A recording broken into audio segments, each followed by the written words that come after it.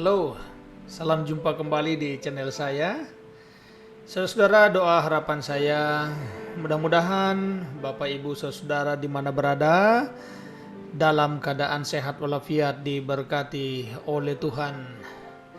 Baik saudara yang terkasih, saat ini saya akan membagikan satu mutiara iman kembali buat saudara. Dan tolong dibantu subscribe agar supaya channel saya berkembang dan menjadi berkat buat banyak orang. Baik saudara-saudara yang saya kasihi, saat ini saya akan membagikan satu peristiwa yang luar biasa, di mana cerita daripada pengalaman pelayanan seorang nabi besar di dalam Alkitab, yaitu Nabi Elia. Sumbernya adalah terdapat di dalam 1 Raja-Raja pasal 18. Jadi Nabi Elia adalah merupakan seorang nabi yang hidup pada zaman Raja Ahab menjadi seorang raja di Israel. Dan Nabi Elia adalah merupakan satu-satunya nabi yang masih hidup karena Raja Ahab sangat jahat dan ia membunuh nabi-nabi Tuhan pada waktu itu. Sehingga Nabi Elia melarikan diri ke sungai Kerit ya. Dan di sanalah Tuhan kemudian memelihara dia dengan mengutus seekor burung gagak untuk memberi Elia makan setiap hari dengan seketul roti. Dan akhirnya Elia minum dari sisa-sisa air yang ada di hulu sungai Kerit tersebut. Sebab Elia telah bernubuat dan 3 tahun lebih akan terjadi panas dan kemarau, kelaparan di negeri Israel. Sehingga orang-orang Israel itu sangat menderita disebabkan karena kepanasan atau kemarau yang panjang. Nah, kemarau ini dinubuatkan oleh Elia disebabkan karena dosa-dosa daripada umat Israel, mulai dari raja-raja, pemimpin bangsa, bahkan juga menyesatkan banyak sekali orang, ya, termasuk seluruh penduduk Israel ya sudah menyimpang dari kebenaran Tuhan. Dan saat ini materi yang saya akan bagikan adalah bagaimana Elia berada di Gunung Karmel. Jadi pada waktu itu saudara yang ada adalah di mana Raja Ahab telah mengangkat nabi-nabi palsu, ya, nabi-nabi yang bukan diutus oleh Tuhan agar supaya mereka juga punya nabi yang boleh mengikuti keinginan raja seperti itu. Jadi sukanya apa raja keinginan, nabi itu akan bisa bernubuat seperti keinginan Raja Ahab. Saudara-saudara yang saya kasih dalam Tuhan, sedangkan nabi-nabi Tuhan bernubuat tentang hal yang buruk terhadap bangsa Israel, disebabkan karena orang Israel memang pada waktu itu sangatlah jahat dan tidak mengikuti petunjuk-petunjuk daripada Tuhan. Nah, peristiwa di Gunung Karmel ini adalah merupakan pembuktian tentang siapa sebenarnya Tuhan. Karena pada waktu itu bangsa Israel sudah membelok keyakinannya kepada Baal. Baal adalah merupakan allah-allah bangsa sekitar, ya, yang bukan Allah Israel. Mereka sudah tersesat, ya, menyembah Allah di luar daripada Allah yang telah membebaskan mereka dari perbudakan di Mesir, membuat banyak mujizat ketika bangsa Israel itu keluar dari tanah Mesir. Saudara-saudara terkasih dalam Tuhan, akhirnya bangsa Israel terjerat di dalam penyembahan Baal, yang pada akhirnya inilah yang akan terjadi yang saya ceritakan saat ini.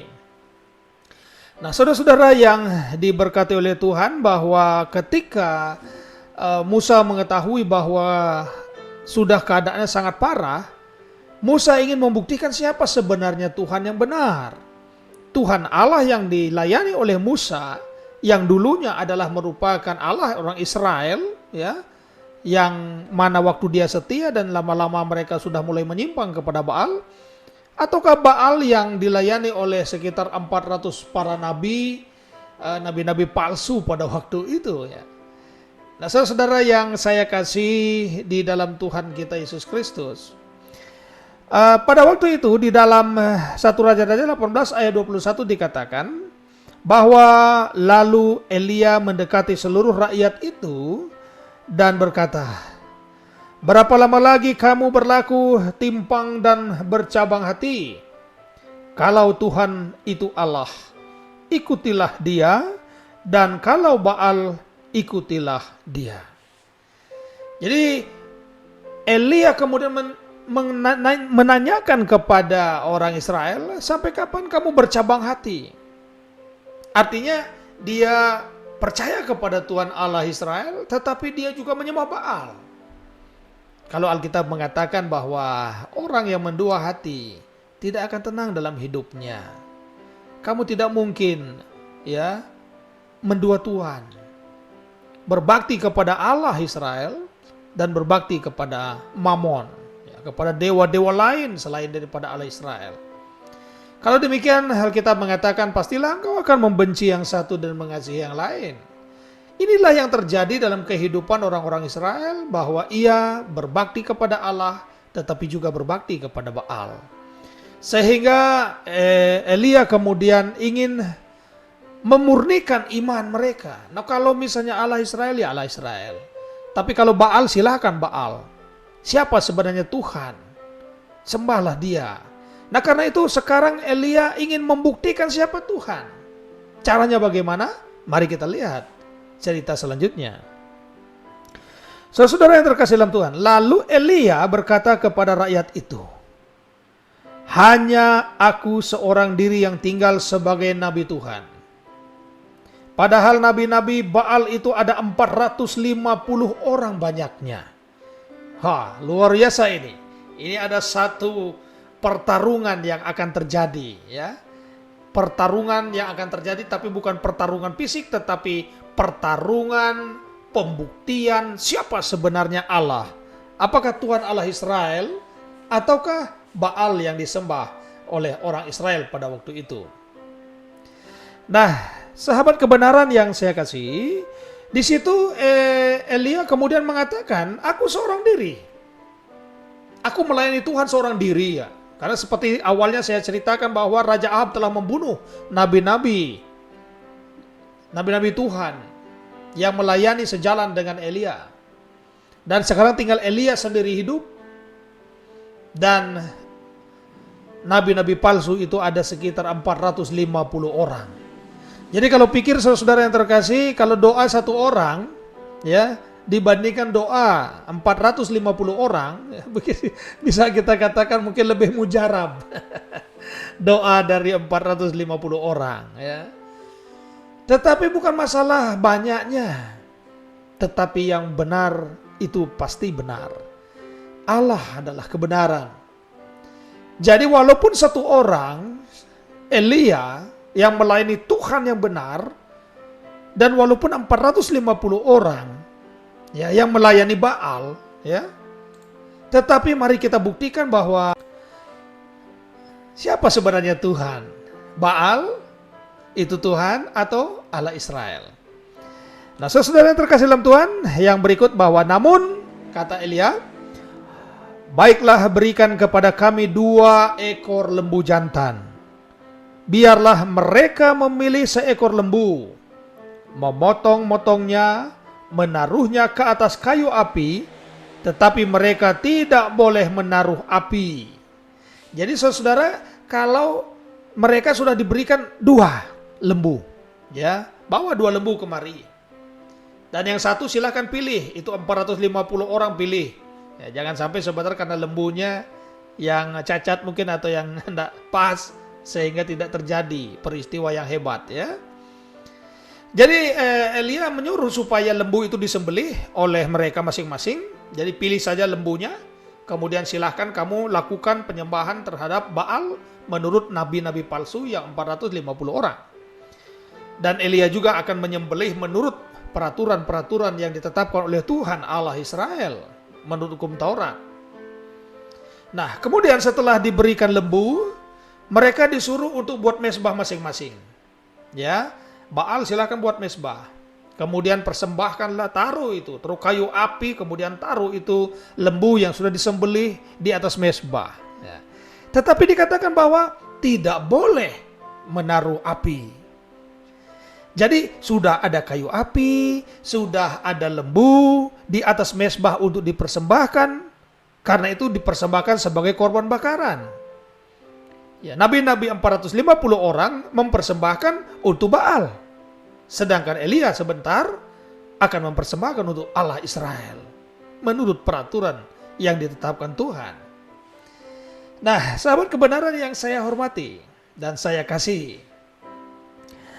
Kemudian terjadilah demikian, bahwa tidak boleh ada api yang disentuhkan pada kayu. Kalau memang benar-benar itu Baal adalah Allah, biarlah kiranya ia menurunkan api dari langit sehingga memakan, membakar seluruh persembahan yang ada di atas mezbah.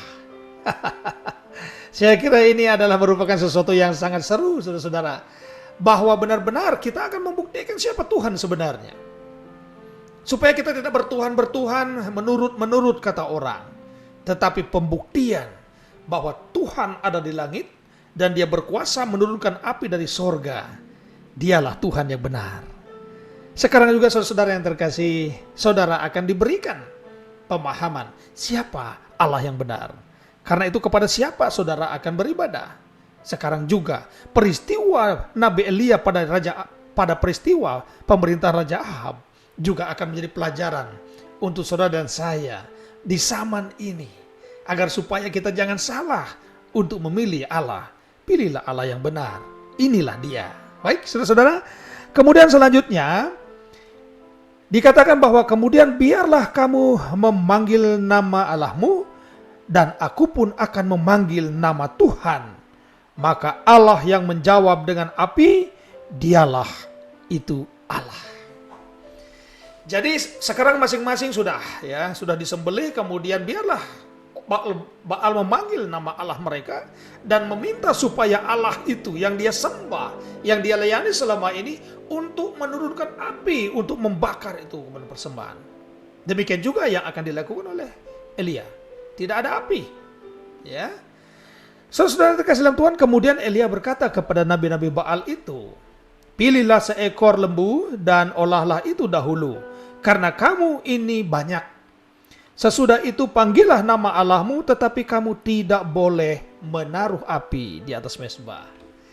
Jadi ini menjadi satu pertunjukan yang cukup menarik buat masyarakat Israel yang bingung pada waktu itu, mana sebenarnya Allah yang benar. Sehingga ketika ketika Elia kemudian menawarkan pertunjukan ini, ya, pembuktian ini, maka Israel pada waktu itu semua mengatakan baik demikian. Nah, sudah saudara-saudara terkasih, akhirnya mereka mengambil lembu yang diberikan kepada mereka, mengolahnya dan kemudian memanggil nama Baal dari pagi sampai tengah hari. Katanya, "Ya Baal, jawablah kami." Tetapi tidak ada suara. Tidak ada yang menjawab. Sementara itu mereka berjingkrak-jingkrak di sekeliling mezbah yang dibuat mereka. Lebih semangat, ya kan? Memanggil nama Allah mereka. Nama Baal dipanggil, "Ya Baal, ya, buktikan engkau Allah, datangkan api dari langit." Sampai dari pagi sampai tengah hari belum ada bukti yang nyata bahwa Baal itu adalah Allah. Saudara-saudara, pada waktu tengah hari Elia mulai mengejek mereka, katanya, "Panggillah lebih keras. Bukankah dia itu Allah?" Panggil lebih keras lagi. Bukankah dia Allah yang kamu percaya selama ini? Ya. Bukankah kamu melayani Allah Baal yang kamu sebut Allah, yang kamu bangga-banggakan? Panggil. Kemudian Elia juga mengatakan mungkin ia sedang merenung. Mungkin ia sedang ada urusan. Mungkin saja ia bepergian. Barangkali ia tidur dan belum terjaga. Jadi Elia mulai mengejek daripada Baal itu. Mungkin saja dia sedang berpergian lah, mungkin menghayal, mungkin sedang bobok gitu kan. Mungkin sedang melakukan kegiatan, mereka tidak mendengar doa kamu gitu kan. Dan saudara terkasih dalam Tuhan, itulah Elia sudah mengejek. Kenapa? Karena memang Baal bukanlah Allah. Sedangkan Allah itu adalah Allah orang Israel yang dilayani oleh Elia. Nah, saudara yang diberkati Tuhan, maka mereka memanggil lebih keras serta menoreh-noreh dirinya. Jadi dia mulai menoreh dengan pisau sehingga tubuhnya penuh dengan darah, ya. Dia menoreh dengan pedang, tombak, ya, seperti kebiasaan mereka. Sehingga darah mulai bercucuran dari tubuh para nabi yang 400 orang itu. Saudara terkasih, mereka sudah menoreh-noreh. Artinya ini merupakan satu kebiasaan mereka dalam beribadah. Mereka demonstrasi. Kalau sekarang ada juga yang mungkin mengiris lidahnya, ya, atau melakukan demonstrasi dalam rangka penyembahan kepada Allah mereka. Itulah yang dilakukan oleh nabi-nabi palsu yang menyembah Baal pada waktu itu. Saudara yang terkasih dalam Tuhan, sesudah lewat tengah hari mereka kerasukan sampai waktu mempersembahkan korban petang. Tetapi tidak ada suara, tidak ada yang menjawab, tidak ada tanda-tanda perhatian dari Baal. Saudara-saudara yang saya kasih dalam Tuhan, pada akhirnya mereka kerasukan setan, ya. Karena kerasukan itu adalah merupakan pekerjaan iblis, setan, bukan pekerjaan daripada Tuhan. Karena itu dapat kita katakan bahwa penyembahan daripada penyembahan Baal pada waktu itu oleh nabi-nabi palsu 450 orang itu sebenarnya penyembahan kepada roh-roh jahat. Nah, bukan kepada Allah yang benar. Sekali lagi bahwa roh jahat itu adalah merupakan roh-roh yang miskin. Karena itu sekarang kita akan melihat apa yang akan terjadi selanjutnya. Bahwa Elia kemudian mengatakan bahwa sudah, ya, dibilang kasih semangat lagi kan, tapi tidak. Sampai sore sudah menoreh-noreh dirinya, mereka sudah kerasukan, toh juga tidak ada apa-apa. Tidak ada tanda-tanda bahwa akan ada api dari langit yang turun untuk membakar korban sembelihan yang dilakukan oleh nabi-nabi palsu tersebut. Nah, saudara terkasih, kemudian sudah datang tibanya untuk mempersembahkan korban petang. Dan kemudian Elia mendirikan batu-batu menjadi mezbah, ya, dalam nama Tuhan. Dan membuat parit-parit di sekeliling mezbah itu 2 sukat benih. Jadi dibuatkanlah parit, ya, dibuatkan selokan di sekitar mezbah yang dibuat oleh Elia. Karena waktu yang diberikan untuk nabi-nabi Baal sudah habis. Dari pagi sampai 1 hari penuh tidak juga membuktikan bahwa ada yang datang untuk membakar korban sembelihan itu. Nah, kemudian Elia menyuruh untuk menaruh kayu api di atas mezbah yang dibuat, yang dimana di sekelilingnya sudah dibuatkan parit.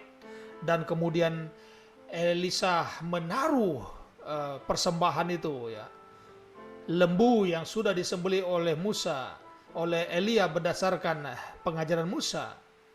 Maka kemudian setelah itu Elia menyuruh untuk menyiram, ya. Jadi mulai persembahan kayu mezbah disiram terus 2 kali disiram, sehingga parit-parit di sekitarnya itu sudah terpenuh dengan air, sudah digenangi oleh air, sehingga mungkin tidak ada kecurigaan bahwa ada api karena kayunya kering. Karena pada waktu itu memang sudah hampir 3 tahun, ya, sudah 3 tahun lebih malah, ya, terjadi kering, kelaparan, kemarau panjang di Israel.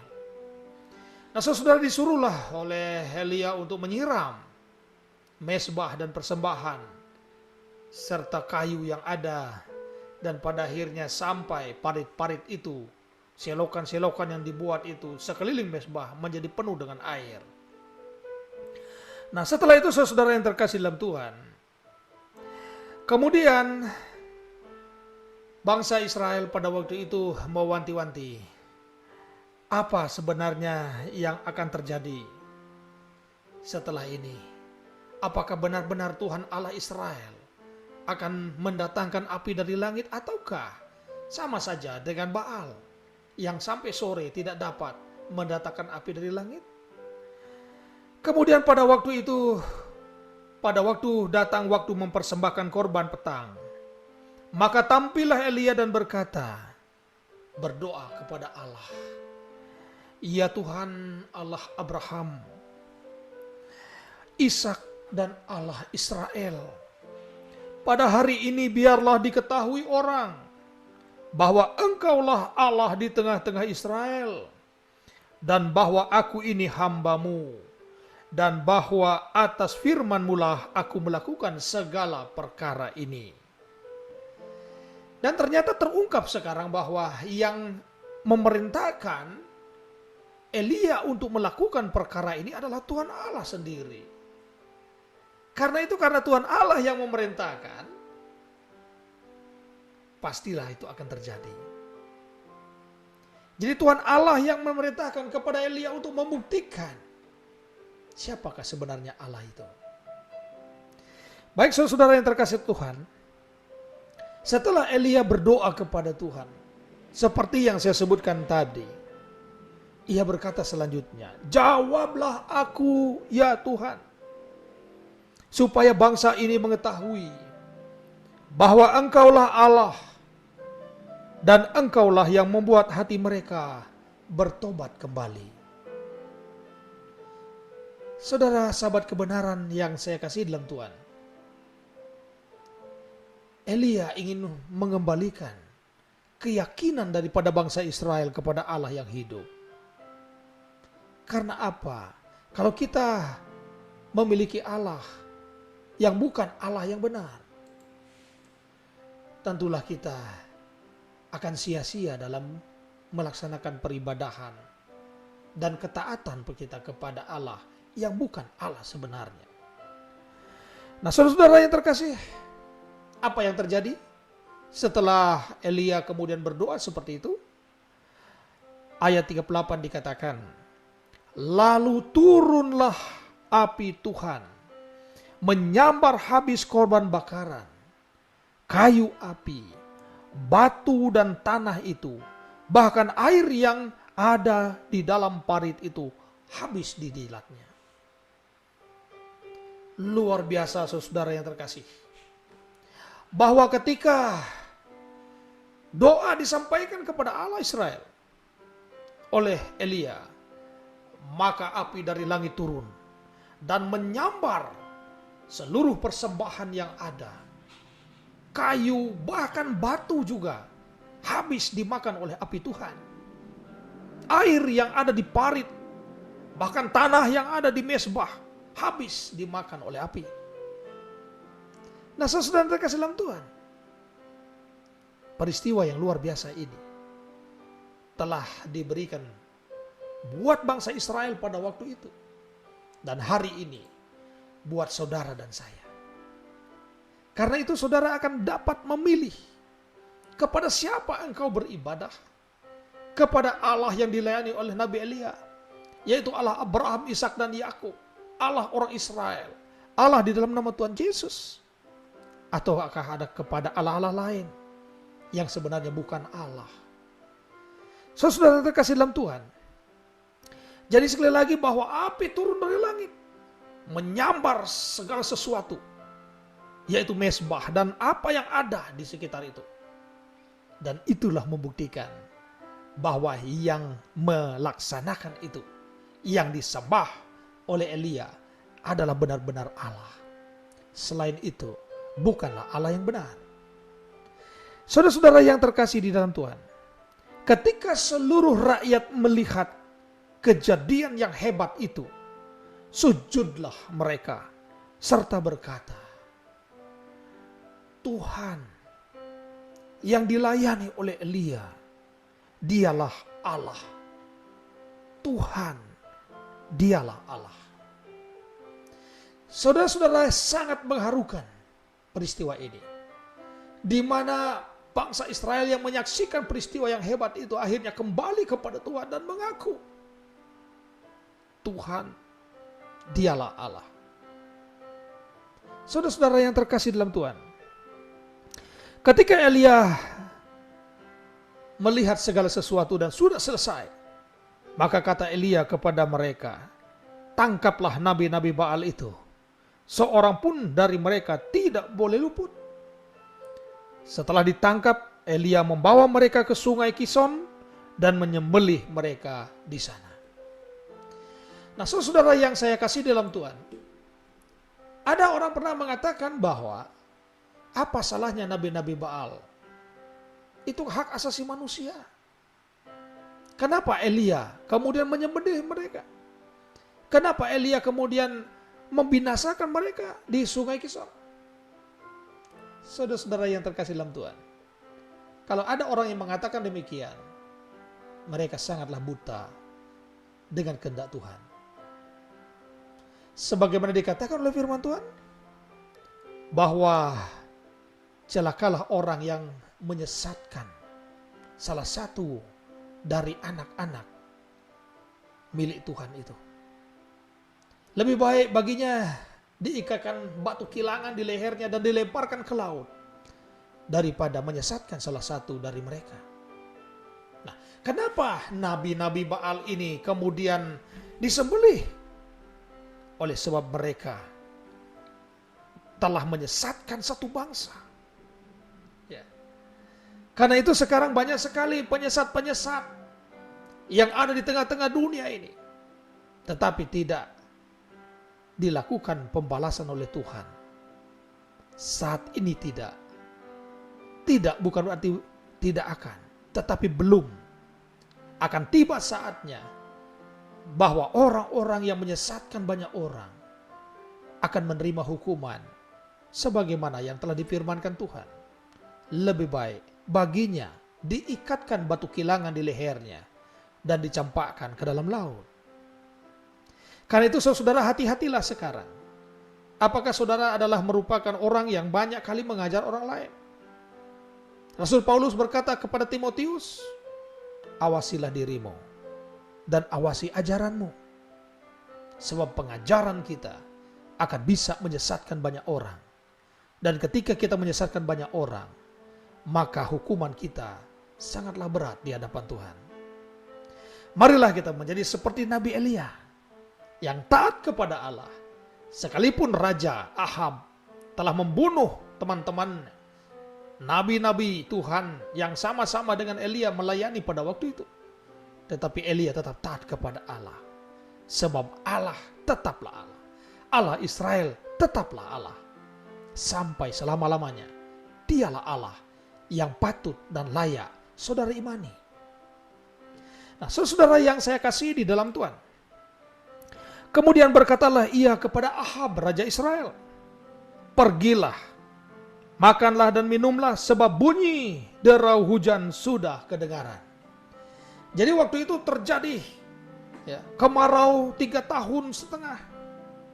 Dan setelah peristiwa yang terjadi itu, ketika sudah dibuktikan bahwa Tuhan adalah Tuhan dan Baal bukan Tuhan, maka bangsa Israel kembali kepada Allah, beriman kembali kepada Allah Israel. Dan setelah itu terjadi, maka hujan turun secara luar biasa. Nah, saudara terkasih dalam Tuhan, itulah penjelasan saya, peristiwa tentang pembuktian bahwa Allah Israel adalah Allah yang benar. Dan semoga kiranya saudara-saudara akan mendapatkan inspirasi iman melalui video yang singkat ini. Terima kasih sudah menyaksikan video saya ini, dan mudah-mudahan menjadi berkat untuk saudara-saudara sekalian. Jika saudara merasa video ini bermanfaat dan saudara-saudara mengasihi teman-teman, saudara-saudara kita yang lain, agar supaya mereka bisa beribadah dengan benar kepada Allah yang benar, silahkan share video saya ini secara bebas. Tuhan memberkati saudara. Haleluya. Amin.